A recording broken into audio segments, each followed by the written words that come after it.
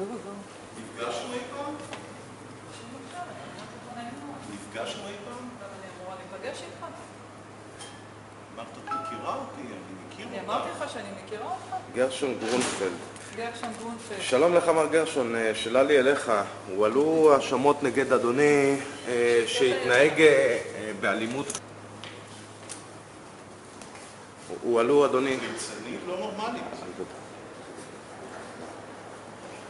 גרשון גרונפלד, הועלו טענות נגדך שהכית ילדה בת 6 כשמשכת אותה בכוח... מה? שמשכת אותה בכוח בשביל לקחת אותה מאמא שלה. האם זה נכון מר גרונפלד?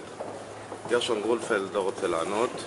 תשמע משהו, אם אתה ממשיך להטריד אותי... אני לא מטריד אותך אדוני, אתה אני שואל מטריד אותך שאלות אותי, אתה מטריד לגיטימיות אותי, אדוני. כרגע אתה מטריד אותי. בבקשה, אני שואל כרגע אותך אתה שאלות מטריד אותי. לגיטימיות, אנחנו בשטח כרגע ציבורי. אתה מטריד אותי. אדוני, אנחנו בשטח ציבורי, אתה כרגע יכול להיכנס אתה לאולם, מטריד בתוך אותי. האולם אסור לי לצלם. גרשון גרונפלד לא רוצה לענות על שאלות. לא רוצה. עורך דין יואב סתיו, אני עיתונאי תקשורת, שלום לך. יש לי שאלה אליך. בבקשה. תעודה? לא, אני מבקש מה להתראה. לא. גם עורך דין יואב סתיו לא רוצה לענות לשאלות. לא צריך.